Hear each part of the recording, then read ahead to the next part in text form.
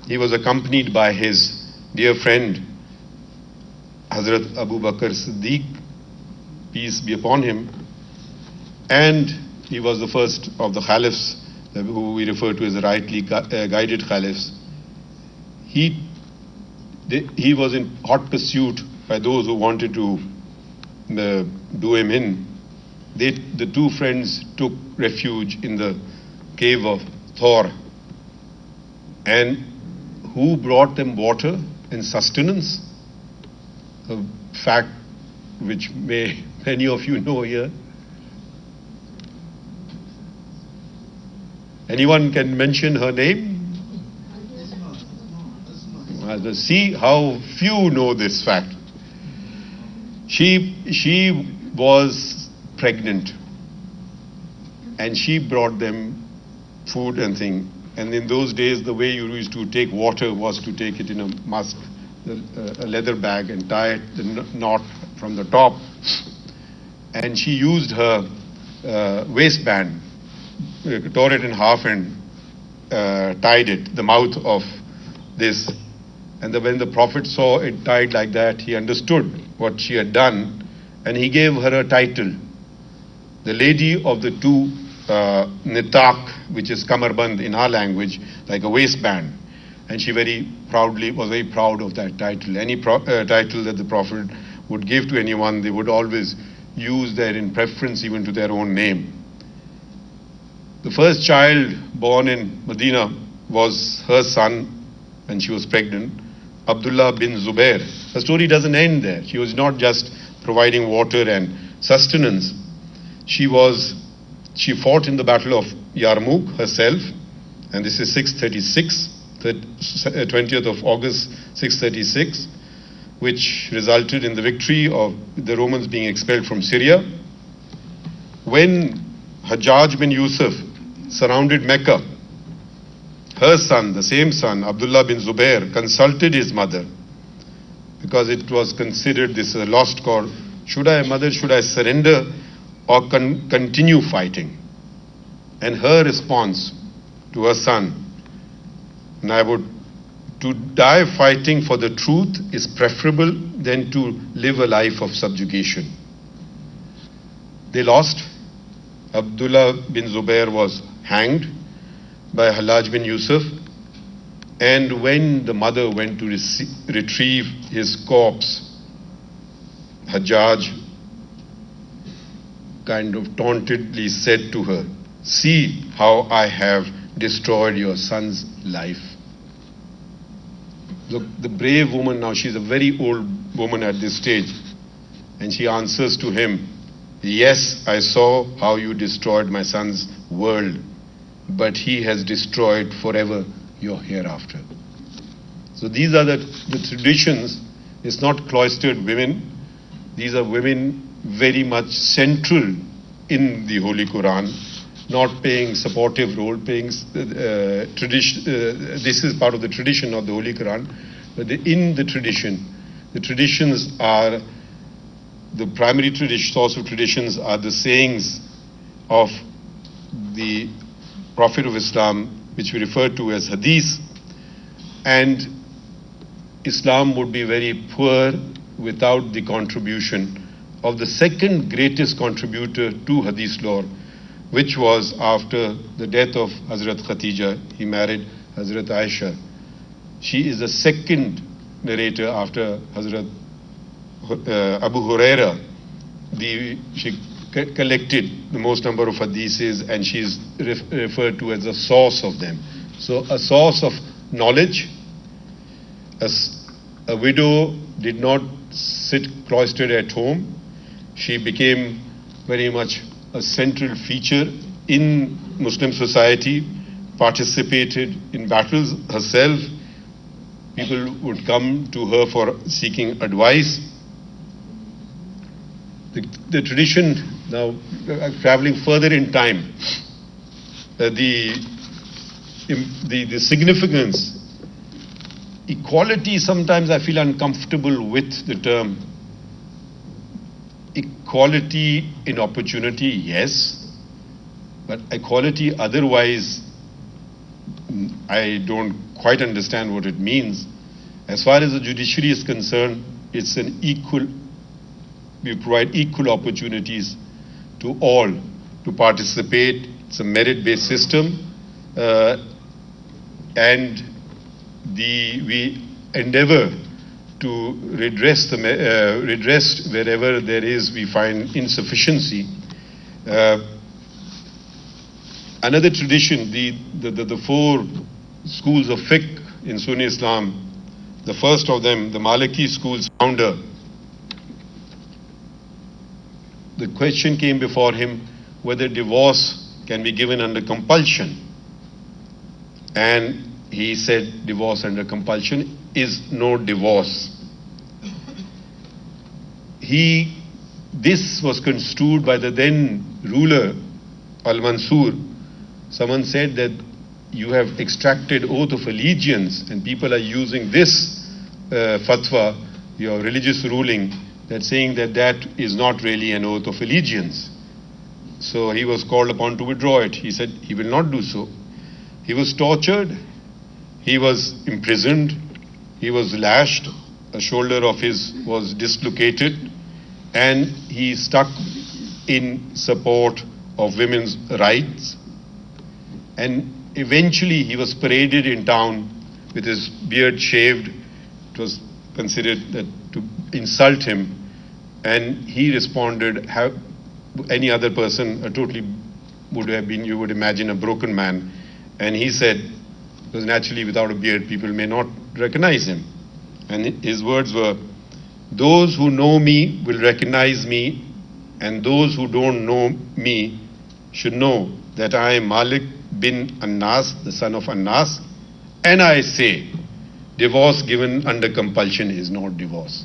So this was the adherence to the truth that under no circumstances must we give up.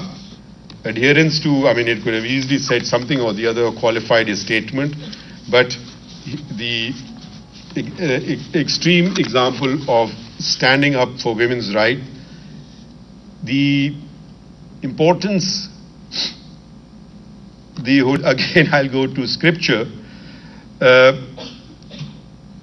and I quote from the 46th chapter of the Holy Quran, verse 15, we have enjoyed on man kindness to his parents. In pain did his mother bear him, and in pain did she give him birth. So central feature, importance, significance, understanding, empathizing, sympathizing with what a woman goes through. There is a very famous saying of the Prophet, peace and blessings be upon him, heaven lies under the feet of your mother, not the father. Another well-established hadith, which is reported in the two most significant hadith works, Bukhari and Muslim. Someone came to the Prophet and was asked, who should I honor most? He says, your mother. He said, then who? He said, your mother. Then who?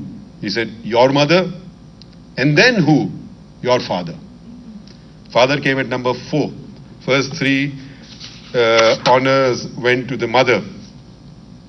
How did our polity develop? Now coming to the subcontinent. There was we hear about the two great Maulanas who were in the freedom movement well before the conception of Pakistan, the Maulana Muhammad Ali Johar and Maulana Shaukat Ali. Their mother, B. Amma, was a very strong, powerful personality who encouraged them. When the founder of the nation, Mr. Jinnah, constituted his Central Working Committee of the All India Muslim League, which comprised of one extreme would be Balochistan, and the other end would be present-day Bangladesh, then East Pakistan. He ensured that there was a woman in that committee, Central Working Committee, very few members. My father was one of them, and Begum Muhammad Ali, the widow of Maulana Muhammad Ali, was a permanent member. You will see a lady, and she is, in photographs you'll see she's in a parda in all pictures of the Central Working Committee of the All India Muslim League.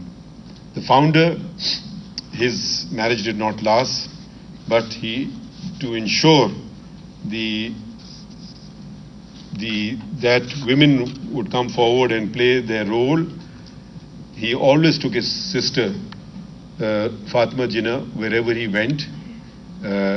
She did not hold any position in the party, but she was always by his side, very visible in photographs, otherwise very visible as well. And when there was the draconian martial law of General Muhammad Ayub, they turned to her to lead the opposition. They turned to a woman. The founder of the Muslim League said, very famously said, you educate a boy, you educate a person, you educate a girl, you educate a family. So this is our tradition. Pakistan had the first woman prime minister in the entire Muslim world in 1988. She was again elected in the year 1993. But then we must also come to terms with what happened subsequently, how things turned. We started the rights that were secured long ago, and the central feature of women's rights that were mentioned. We don't hear stories of women generally when you have an Islamic discourse. Who is the best amongst you is the one with the greatest of faith. No discrimination on the ground of race, creed, color, gender, or anything. So this is very rich traditions. Somehow I feel we started emulating the worst of the West, and they went through this phase and they've come out of it, and we've kind of gone there and got stuck there in many other things as well, whether it's the destruction of the environment, whether it is other things, and whether, I don't know if providing cars is better than providing bicycles. I may take issue with my distinguished colleague, but that's how it is. So I would go back to a couple of decisions of mine. Some have been cited. I won't mention. One was mentioned was the destruction of an all-girls school in Swat that was bombed. It's in Sangota, a place called Sangota, public school, all-girls school, and the misguided, the deluded, those who think they are advocating the cause of Islam, prohibited women from seeking education, and this school was closed for about 5 years because it would come under terrorist acts. I'll just read a bit from the judgment, which relies upon the Holy Quran, and this is paragraph 10 of this judgment. The first command from Almighty Allah to Prophet Muhammad, peace and blessings be upon him, and through him to humanity, was Iqra, read. Iqra is a command. It is expressed in the command form of the Arabic verb. This first command proceeds to then mention the pen, qalam, and education or learning, ilm. Of the myriad of things that the most benevolent Creator could have conveyed in the first revelation in the Holy Quran, He in His infinite wisdom and mercy considered reading, writing, and education to be of the primary importance. So it goes on that this is not addressed to men, it is addressed to all human beings. So another little bit from this judgment, Islam was inclusive and non-discriminatory. And I quote from the Holy Quran, verse 13 of Al-Hujarat, chapter 49. The most honored of you in the sight of Allah is the one who is the most righteous, unquote. Race, color, status, wealth, gender was submerged under the Islamic equality principle. Ironically, education has come under attack in the Islamic Republic of Pakistan, despite the constitution guaranteeing equality of sexes.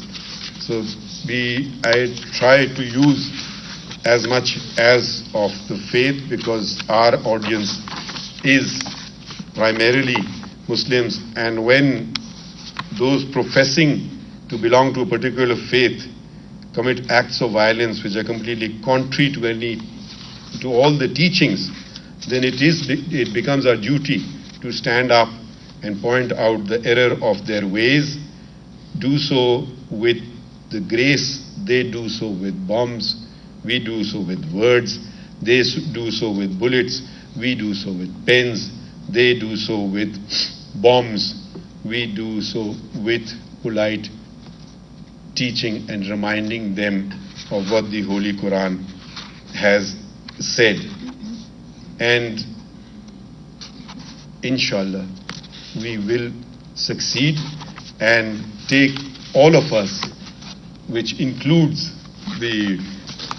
I can't imagine a world without women, so equality, etc. I would like to go to the next level of this.